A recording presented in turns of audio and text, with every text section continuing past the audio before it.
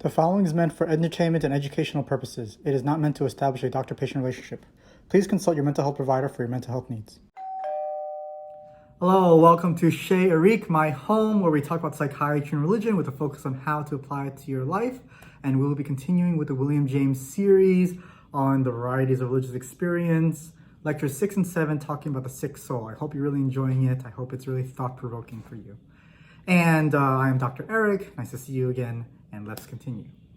Last time we kind of talked about, pathological depression or major depressive disorder and its relationship to religiosity.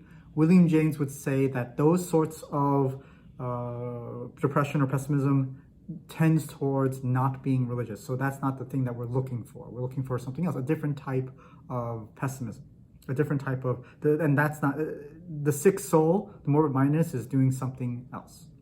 It's not the pathological sort. So in order to understand the difference between the pathological depression and the sick soul or the morbid-minded religious sort of pessimism and depression, we want to look at an example of it. For William James, the example of the pathological one, he gave us the example of the person in the French asylum. But for the example of the sick soul and how they deal with depression, very, very deep depression, and have a religious sort of outlook on it, William James actually went to Tolstoy as the prime example of how someone with a sick soul sort of interacts with religion. So before we get into that, let's talk a little bit about basic concepts that William James talks about first.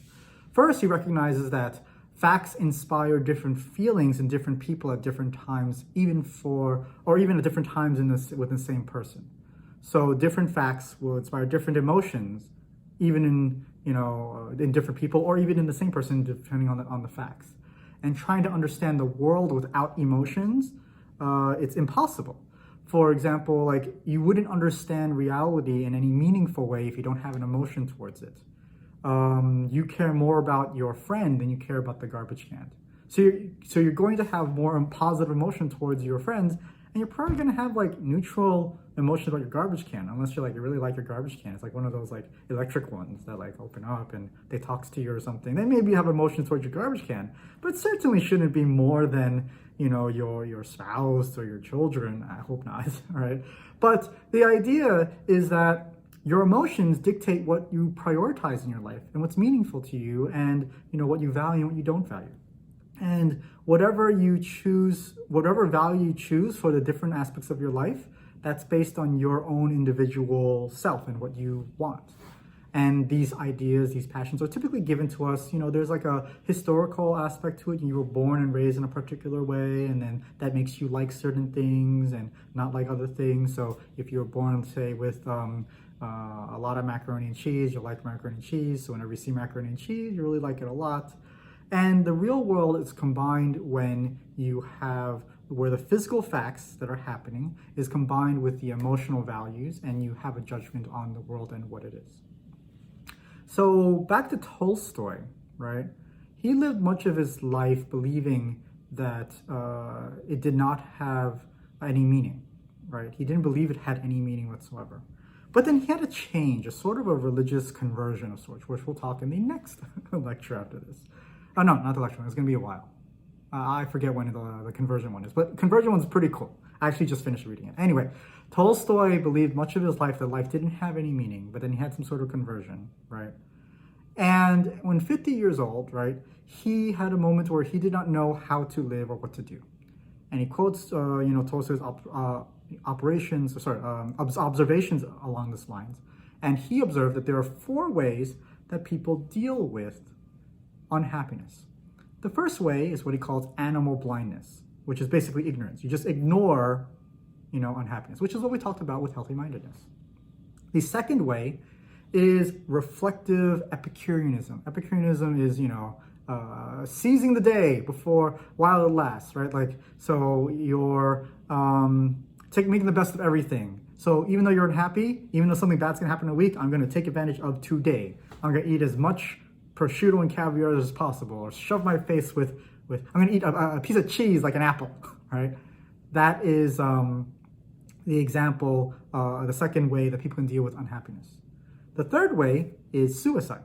People are so unhappy that it doesn't make any sense to live, and therefore they want to commit suicide, or they do commit suicide to end the pain, because why would you want to live with pain? And finally, the people will then, another way to deal with unhappiness is living in constant anxiety and fear. So you're constantly anxious and you're constantly fearful, and that is how you live with the unhappiness. For Tolstoy, right, suicide was the most natural and logical choice for the intellect. But something was holding Tolstoy back, right? And it was a thirst for God. He really wanted to understand who God was. And it was the process of seeking out God that led to his recovery. And when someone became so pessimistic that he couldn't see any happiness on the horizon, very similar to the French silent person, and they rarely go back before, right? That Tolstoy was able to come out of it through creating some form of meaning, right? With understanding God, and in that pursuit of meaning of his unhappiness, he was able to not want to kill himself and have the twice-born sort of second conversion, or sort of from his belief that there was no God or that there was no meaning in this world.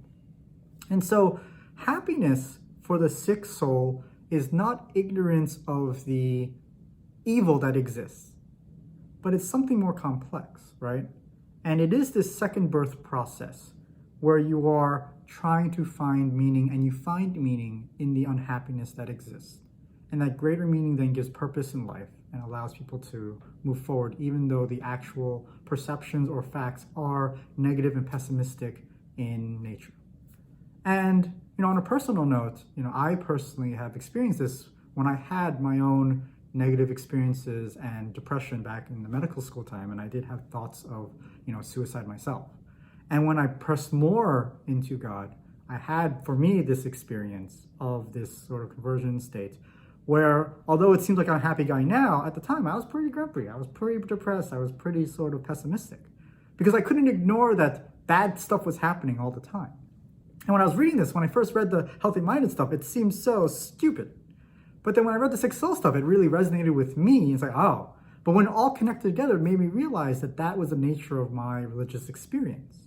And when I learned all this stuff along the way, I created meaning through my difficult times to then post on these YouTube things that may or may not become popular, but to create meaning that I can share my experiences with combining psychiatry and religion to help you with your life. So wherever you are, if you're pessimistic, if you're happy or unhappy, right, if whatever space you're in, right, and you want to understand more about, God and religion, that's what this place is about. And I'm sharing what I've learned in the psychiatric space to help clarify the religious space. And that has helped me understand God more. And that's going to take like a lifetime to teach people. So if people are interested, great. If not, all right, that's fine. I'll just do my own thing, right? And so that is the nature of the sick soul. So what are your thoughts? Where do you stand? Feel free to share, your experiences. You don't have to if it's too personal, right? But this is what it is.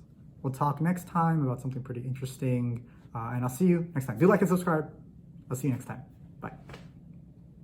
Hey, how's it going? Check out my new website. It's available now. You can learn more about me. You can also check out some things I'll be offering in the future, webinars, books, and whatnot. It's a fancy website with a lot of moving parts, designed by someone who's very, very talented. So check it out when you get a chance.